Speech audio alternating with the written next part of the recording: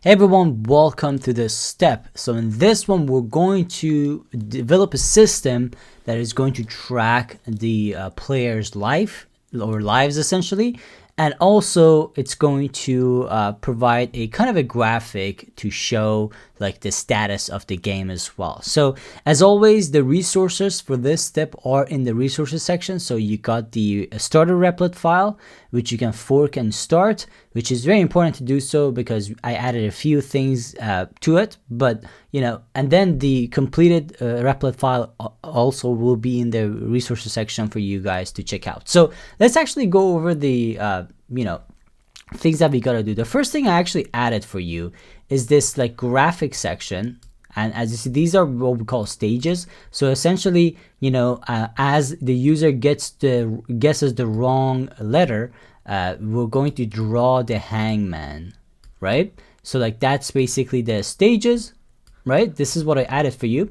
And another thing I added, let me actually pull it up here. Let me find it for you. There you go. I added this join print display. So the idea with this is that it's going to pull the words out of display, pull the string out of the list, which is the display list, and it's going to display it as a normal list. So this is something we'll talk about later on. It's just not a big deal, but I just put it for you right here for you to use. But let's go over the tasks here. So the first task that we have is very simple. You want to create a variable named lives and you want to set it to 6. So the idea with this is that we're going to count the lives, and as the user guesses the wrong letter, we're going to take one out of that variable. So if you remember when we went over the diagram of this game, so we had this thing where ask user to guess the letter. If the guessed letter is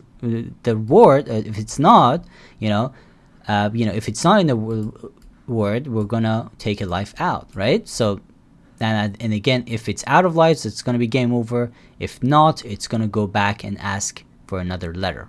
So same thing, again, this is like the logic of the game, and we're basically almost finishing developing this logic. So that's what we're going to be doing, right? So the first thing is just make a variable and set it to 6. And next one, the task number 2, is that if the guess is not a letter in the chosen word, reduce the life by 1. If the lives goes down to 0, then game should stop. So the hint for this is that obviously you need to use the operators to take one out of the lives each time the user is wrong, right? And then if the lives goes down to 0, that means that if the number is 0, you should stop the game. And if you remember, we actually added this this variable where if the game if this is false, if this is true, the game is going to be finished essentially. Like we're going to be at the end of this. So what you need to do is you need to define a condition where when we are at the 0, where we're at the end of this, like where we have 0 lives, that is going to change the end of the game condition to true. So that's basically that. And the last one is we're going to print ASCII art from the stages that matches the current number of lives based on the user's lives. So the thing about this is that the stages of these are actually in order. So like if you take a look at it, they're starting from order. So like that's how I built it for you guys. So you guys can actually just count this. It's gonna be much easier to order than like have it call it essentially in your code. So that's something to remember. So that's pretty much it. So take a moment, pause the video, start going through these, and see if you can actually finish these tasks. And after that, we will start. All right, guys. So hopefully you were able to do some of this stuff, and if not, that's completely fine. You can watch me do it, and you can kind of get to understand it a little bit and try to do it by yourself after the video. So the first thing we want to do is we're going to count the lives. So we're just going to define this. I'm just going to call this lives equals 6. So that's going to be our counter, right? Just going to make it close to that. All right, so that's the first thing. Now the second one is actually the most complicated one that we have to tackle here. So think about what we need to do one more time. Okay. Again, if the guessed letter is in the word, yes, we're going to replace that letter. We're already doing that. And if the, again, and we already defined this one as well, but if it's not, we're going to lose a live, and we need to use an operator to actually do that. So the way we do this is you need to, and one of the things that I want you to remember is that when you're doing this stuff, okay, one of the most important part is indentation. So I see this print statement is indented on the same level as for.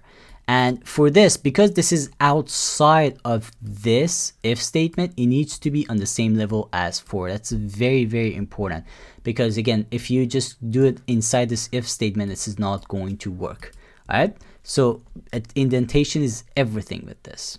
Okay. So I'm gonna go on the same level as the for. That's really, really important. All right. So we're just gonna say right here.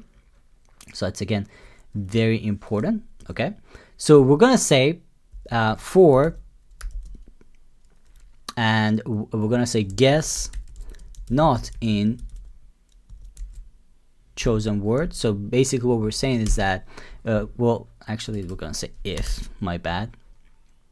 So we're gonna say if the guess is not in the chosen word, okay, what we're gonna do is we're going to say lives minus equal 1, and then we're gonna say if lives equals 0, what we're gonna do is we're gonna end of the game set true. So essentially what we did, and we're gonna, let's print something as well. We're gonna say you lose.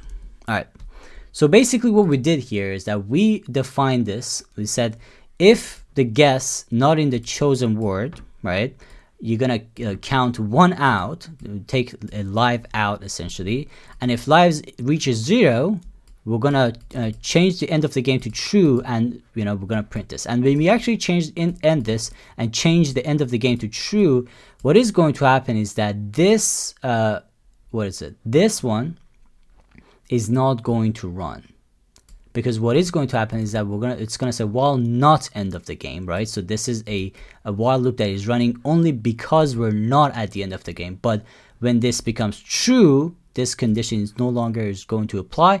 That means that this while loop is not going to run anymore. So that's how the game ends. So that's pretty much it. So the last thing we need to do is we need to just like actually make sure that we print the ASCII art. And again, another one which is very important is the indentation. And you want to make sure that you indent it correctly as with this like first layer. All right, that's very, very important. So I'm just going to make sure I indent it. Again, these indentations can get really, really confusing, so make sure you get this right. So we're going to say print and stages and live. So all you got to do is just do this, and essentially what is happening is that we're printing the lives based on the lives that we have remaining based on what we're counting here. And again, that's like I set it up in order for you guys, so it's gonna pull these like ASCII arts out in order. So that's pretty much it. So if I save this and let's actually see how it goes. So bear, I'm gonna say B, and let's actually come out wrong, so we end up like like get the end of the game error, right? So there you go. You guess, do you lose? And there you go. So that's our thing. So let's run it one more time and get it right. Guess a letter, computer, C, O.